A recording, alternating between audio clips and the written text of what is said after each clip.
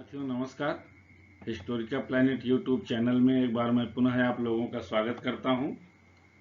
आज class 8th में second chapter history का फ्रॉम ट्रेड टू टेरिटरी यानी कि व्यापार से साम्राज्य तक हम ये देखेंगे कि अंग्रेजों ने मुगलों से भारत की सत्ता कैसे प्राप्त की।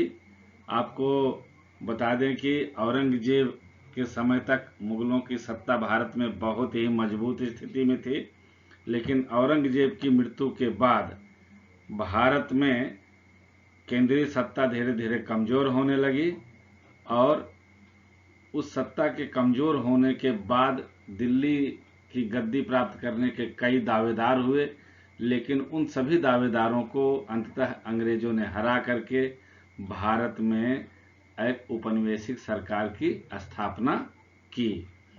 लेकिन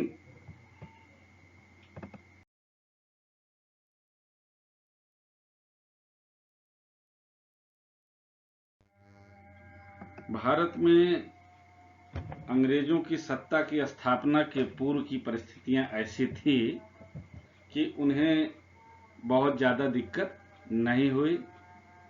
आइए हम लोग देखते हैं कि अंग्रेजों के भारत में सत्ता स्थापित करने के पहले की क्या स्थितियां थी। भारत में मुगलों का शासन था और यह 1526 से लेकर के 1857 तक 1857 तक का पीरियड जो है वो इसको मुगल एम्पायर के नाम से जाना जाता है। और मुगल एम्पायर का जो फाउंडर था बाबर, ये बाबर की तस्वीर है, आप लोग देखें। इन्होंने 1526 में दिल्ली के सुल्तान इब्राहिम लोदी को पराजित करके भारत में मुगल वंश की नींव डाली थी। और जो लास्ट मुगल एम्परर थे ही वाज बहादुर शाह जफर। इनको अंग्रेजों ने 1857 के रिवोल्ट में, विद्रोह में पराजित करके पकड़ लिया था और रंगून भेज दिया था और वहाँ की जेल में ही इनकी मृत्यु हो गई है। चलिए हम लोग सेकंड चैप्टर को शुरू करते हैं। उसके पहले मैं आप लोगों से कहना चाहूँगा कि आप पूरे वीडियो को एक साथ देखें और अगर आप में से किसी ने चैनल को सब्सक्राइब नहीं किया है तो चैनल को सब्सक्राइब कर लें, बेल आइकन दबा लें, जिससे आपको नए नोटिफिकेशन। India after Aurangzeb. आइए देखते हैं कि औरंगजेब की मृत्यु के बाद भारत की राजनीतिक स्थिति में क्या बदलाव आते हैं। Aurangzeb was the last of the powerful Mughal rulers. He established control over a very large part of the territory that is now known as India. After his death in 1707, many Mughal governors, subedars, and big zamindars began asserting their authority and establishing regional kingdoms. Bharat में मुगल साम्राज्य की स्थापना होती है, बाबर उसकी स्थापना करते हैं और मुगल साम्राज्य 1857 तक तो चलता रहता है। लेकिन मुगल साम्राज्य का वास्तविक पतन जो शुरू होता है वह औरंगजेब की मृत्यु के बाद ही चालू हो जाता है, क्योंकि औरंगजेब अंतिम शक्तिशाली शासक था। और 1707 में जब औरंगजेब की मृत्यु हो जाती है तो उसके जो उस समय सूबे थे, प्रांत थे, जिसको इस समय स्टेट कहते हैं, उसके गवर्नर्स जो थे उन्होंने अपनी स्वतंत्र सत्ता स्थापित करने का प्रयास कर दिया था। ये उस समय का मुगल साम्राज्य का एरिया है। आप देख सकते हैं गुलाबी रंग में कितना बड़े एरिया पर मुगलों ने शासन किया। East India company comes India. Aurangzeb के समय में ही भारत में ईस्ट इंडिया कंपनी का प्रवेश हो चुका था, लेकिन ईस्ट इंडिया कंपनी ट्रेड यानी व्यापार करने के लिए भारत में आई थी और अंग्रेजों को 1600 में वहां की रानी एलिजाबेथ ने एक चार्टर रिलीज किया था।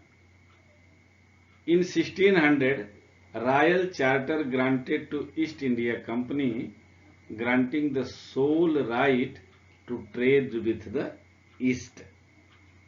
पूरब के देशों से व्यापार करने का अधिकार ईस्ट इंडिया कंपनी को मिला था और 31 दिसंबर 1600 को ईस्ट इंडिया कंपनी की स्थापना हुई थी।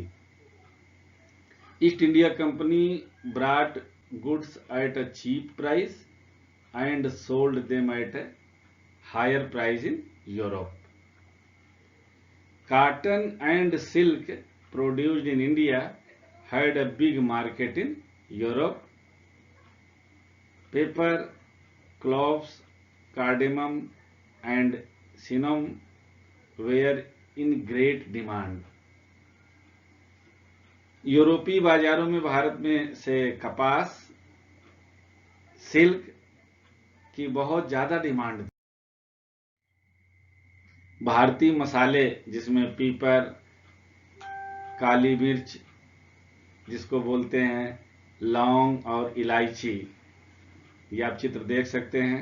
ये काली मिर्च, लौंग और इलायची, इसकी भी बहुत ज्यादा मांग थी यूरोपीय बाजारों में और इसी के व्यापार के लिए भारत में अंग्रेज लोग आए थे। East India Company begins trade in Bengal और इन्होंने बंगाल से अपना व्यापार मजबूत करना शुरू किया। ये एलिजाबेथ का चित्र है, इन्होंने ही वो फरमान जारी किया था, royal charter. In 1651 the first English factory was set up on the banks of river Hooghly. Aurangzeb issued a Farman granting the company the right to trade duty free।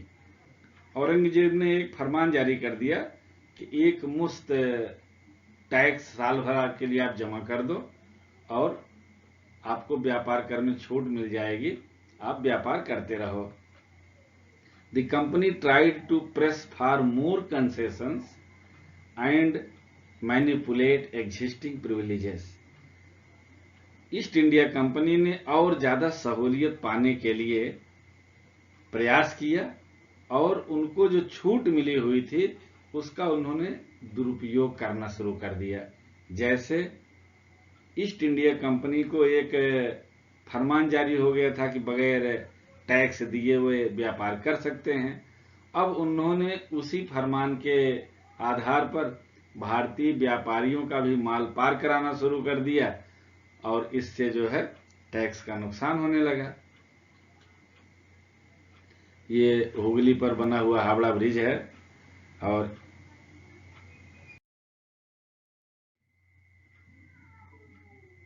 How did trade lead to battles.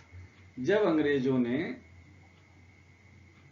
भारतीय शासक के द्वारा जारी किया गया फरमान का दुरुपयोग करना शुरू कर दिया तो इसने युद्ध की शुरुआत कर दी। आइए देखते हैं कि युद्ध की पृष्ठभूमि कैसे बनती है। After the death of Aurangzeb the Bengal nawabs asserted their power and autonomy। Aurangzeb चूंकि अंतिम मुगल बादशाह था जो कि शक्तिशाली था, उसकी मृत्यु के बाद जो राज्यों के नवाब थे उन्होंने अपनी सत्ता स्थापित करनी शुरू कर दी, जिसमें बंगाल के नवाब भी थे। Nawabs of Bengal refuse to grant the company concessions. ये बंगाल के नवाबों ने कंपनी को छूट सहूलियत देने से इनकार कर दिया क्योंकि उससे उनको राजस्व की हानि हो रही थी। तो उसकी वजह से प्लासी का युद्ध हुआ। ये प्लासी के युद्ध का चित्र है। The battle of Plassey. Plassey का युद्ध कब हुआ, यह बहुत ही महत्वपूर्ण है। On 23 June 1757 battle of Plassey was fought and was the first major victory of English in India। Plassey के युद्ध में अंग्रेजों को विजय मिली। उसका क्या कारण था, आइए हम लोग देखते हैं। Alivardi Khan died in 1756 and Sirajuddaulah became the nawab of Bengal. तो बंगाल की जो स्वतंत्र सत्ता की स्थापना मुर्शिद कुली खान ने की थी, उसके बाद अलीवर्दी खान ने गद्दी प्राप्त की। लेकिन 1756 में जब वह मर गया तो एक नौजवान सिराजुद्दौला को बंगाल का नवाब बनने का सौभाग्य प्राप्त हुआ। In 1757 Robert Clive led the company's army against Sirajuddaulah at Plassey. उस समय कंपनी का जो कमांडर था, आप कह सकते हैं, रॉबर्ट क्लाइव, उसने सिराजुद्दौला के खिलाफ कंपनी की सेना भेजी और इसमें कंपनी की तरफ से जो सेना भेजी गई थी उसमें सैनिकों की संख्या कम थी और यहीं पर प्लासी का युद्ध होता है। प्लासी के युद्ध होने का कारण यह था कि सिराजुद्दौला ने अंग्रेजों को मिलने वाली जो छूट थी उसको बंद कर दी थी।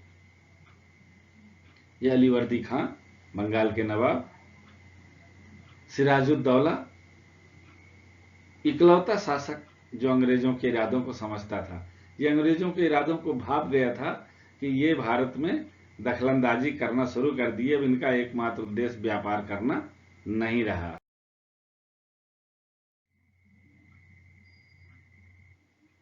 The battle of Plassey, main reason for defeat of the nawab was that the factors led by Mir Jafar, one of Sirajuddauला's commander, never fought the battle. Plassey के युद्ध में बंगाल के नवाब सिराजुद्दौला की पराजय हुई क्योंकि नवाब का जो कमांडर था मीर जफर, उसने गद्दारी की। उसने सैनिकों को गोली चलाने का आदेश नहीं दिया। वह अंग्रेजों से मिला हुआ था। क्यों मिला हुआ था? Mir Jafar was promised by Clive to be made nawab after crushing Sirajuddaulah. Robert Clive ने मीर जफर को लालच दिया था कि सिराजुद्दौला की मृत्यु के बाद बंगाल का नवाब तुम्हें ही बनाया जाएगा। रॉबर्ट क्लाइव का चित्र है, देखें। इसके बाद अगला युद्ध जो होता है वो बहुत निर्णायक युद्ध के रूप में देखा जाता है, the battle of Buxar. Buxar का युद्ध बक्सर बिहार में है। इसमें देखते हैं कि कौन कौन से पक्ष युद्ध के मैदान में आते हैं। एक तो कंपनी और दूसरे ये जो चित्र आप देख रहे हैं बक्सर के युद्ध का चित्र है। After the defeat at Plassey, Sirajuddaulah was assassinated and Mir Jafar was made the nawab. Sirajuddaulah की मृत्यु के बाद मीर जाफर को नवाब बनाया गया। Mir Jafar was just a puppet in the hands of Britishers. Mir Jafar को नवाब तो बना दिया गया लेकिन वह अंग्रेजों का गुलाम था। अंग्रेज जितना कहते थे उतना ही वो करता था। इन 1764 The Battle of Buxar was fought between Britishers and Mir Qasim. ये नया कैरेक्टर आता है मीर कासिम, क्योंकि मीर जाफर जब अंग्रेजों की मांग पूरी करने में असमर्थ हो गया तो उसको गद्दी पर से उतार करके मीर कासिम को अंग्रेजों ने गद्दी पर बैठा दिया। लेकिन आगे चल करके मीर कासिम को भी बंगाल की नवाबी से हाथ धोना पड़ा। तो फिर मीर कासिम, अवध के नवाब शुजाउद्दौला और मुगल बादशाह, इन तीनों की सेनाएं एक तरफ और ब्रिटिश आर्मी जो थी वो एक तरफ थी और इन दोनों के बीच ही बक्सर का युद्ध बिहार में हुआ। In 1765 Mir Jafar died. In 1765 the Mughal emperor appointed the company as the diwan of the provinces of Bengal. Buxar के युद्ध के बाद मुगल बादशाह की सत्ता कमजोर हो गई। अब अंग्रेजों ने एक समझौता किया जिसमें मुगल बादशाह ने बंगाल की दीवानी अंग्रेजी सरकार को सौंप दी। अब बंगाल से दीवानी वसूलने का अधिकार अंग्रेजी सरकार का होगा।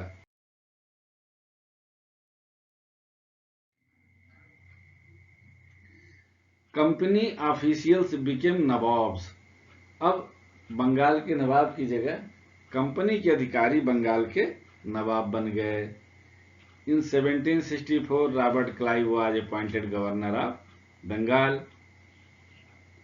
Nawabs and anglicised version of the Indian word nawab. अब रॉबर्ट क्लाइव जो है वो असली नवाब बन गया बंगाल का। Company rule expends. भारत में व्यापार करते करते प्लासी और बक्सर की युद्ध के बाद अंग्रेजों को विजय प्राप्त हुई और उन्होंने किस तरह से भारत में धीरे धीरे अपने साम्राज्य का विस्तार किया।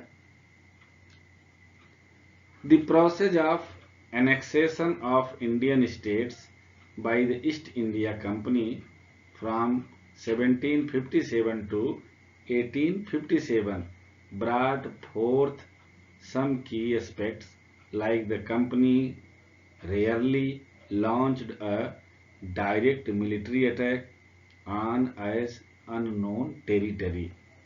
1757 में जब प्लासी का युद्ध हुआ और उसमें अंग्रेजों को विजय हुई से लेकर के 1857 तक 1857 का जो विद्रोह था, रिवोल्ट ऑफ 1857, अंग्रेजों ने युद्धों के द्वारा अपनी कूटनीति के द्वारा भारत में ईस्ट इंडिया कंपनी के साम्राज्य का विस्तार किया।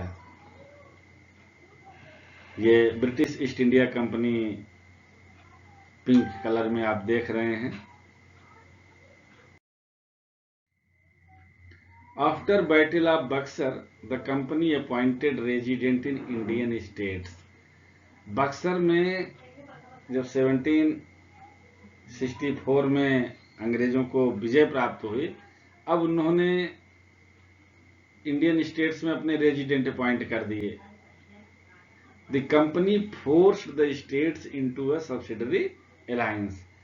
और उन रेजिडेंट्स के द्वारा ईस्ट इंडिया कंपनी ने भारतीय स्टेट्स को सब्सिडरी अलायंस यानी कि सहायक संधि करने के लिए मजबूर किया। आइए देखते हैं ये सहायक संधि क्या थी।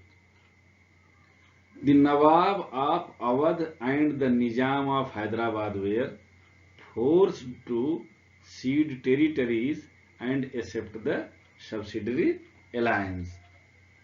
The company forced the states into a subsidiary alliance. According to the terms of this alliance, Indian rulers were not allowed to have their independent armed forces. अब भारतीय राजाओं को किसी भी प्रकार की सेना रखने का अधिकार नहीं रह गया। They were to be protected by the company but had to pay for the subsidiary forces that the company was supposed to maintain for the purpose of this protection। East India Company ने सहायक संधि में ये बात रखी कि अब कोई भी भारतीय शासक अपनी सेना नहीं रखेगा, उसकी सुरक्षा की गारंटी ईस्ट इंडिया कंपनी की सेना की होगी। उसके बदले में उसको उन्हें पेमेंट करना पड़ेगा। और दूसरा, कोई भी भारतीय शासक किसी दूसरे भारतीय शासक के साथ आपसी तालमेल नहीं रखेगा जब तक कि कंपनी उसको इस बात के लिए छूट नहीं देगी। टीपू सुल्तान के साथ क्या किया अंग्रेजों ने। The tiger of Mysore. Tipu Sultan को मैसूर का टाइगर, मैसूर का शेर कहा जाता है। Tipu Sultan was the son of Hyder Ali. He was ruler of Mysore. Tipu Sultan ruled Mysore from 1782 to 1799. 4 wars were fought between Britishers and Mysore and were known as the Anglo-Mysore War, that is 1767 to 1769, 1780 to 1784. It was fought by the Hyder Ali, and 1790 to 92 and 1799 was fought by the Tipu Sultan. यह हैदर अली और उसके पुत्र टीपू सुल्तान का चित्र है। The Tipu Sultan, the tiger of Mysore. In 1799, the Britishers won the Battle of Seringatpatnam against Mysore. चौथे युद्ध में अंग्रेजों को श्रीरंगपट्टनम के युद्ध में टीपू सुल्तान को पराजित करने का अवसर मिला। Tipu Sultan was killed defending his capital Seringatpatnam. After that, war with the Marathas. अब अंग्रेजों का अगला निशाना मराठे हुए। मराठों को पराजित करने के बाद British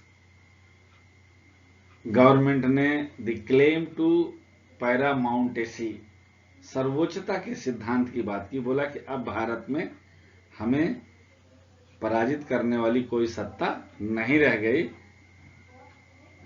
under Lord Hastings governor general from 1813 to 1823, a new policy of paramountcy was initiated.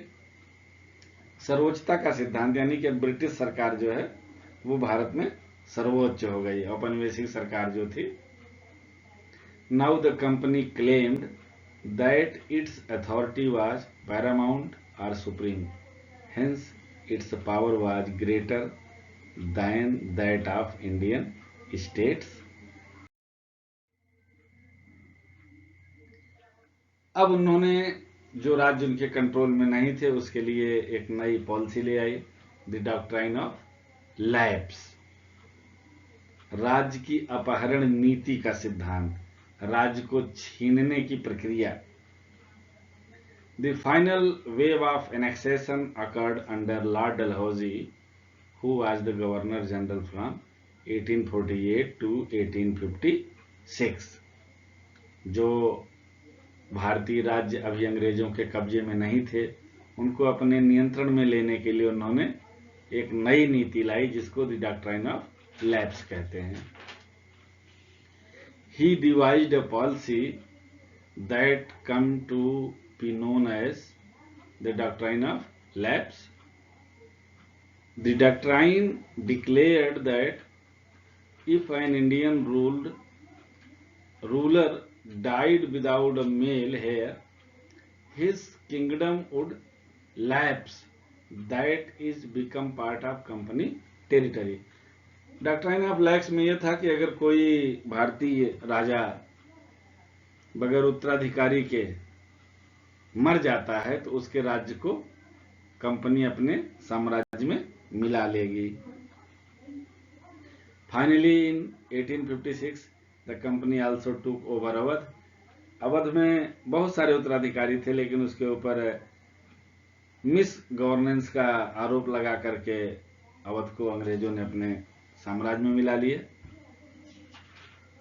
Setting up a new administration, अब भारत के प्रशासन को चलाने के लिए उन्होंने नई प्रशासनिक व्यवस्था की शुरुआत की, जो कि 1765 से ही उन्होंने शुरू कर दी थी। Thus, the East India Company was transformed from a trading company to a territorial colonial power।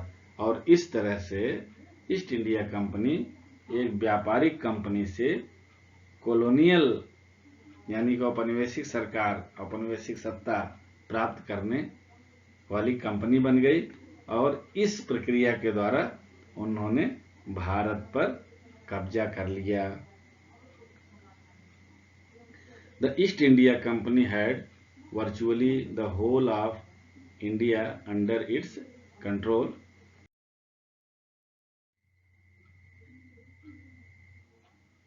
Video देखने के लिए धन्यवाद। लाइक बटन पर आप लोग क्लिक करें। Click on subscribe button to get updates also. Post comment to give feedback. Thank you.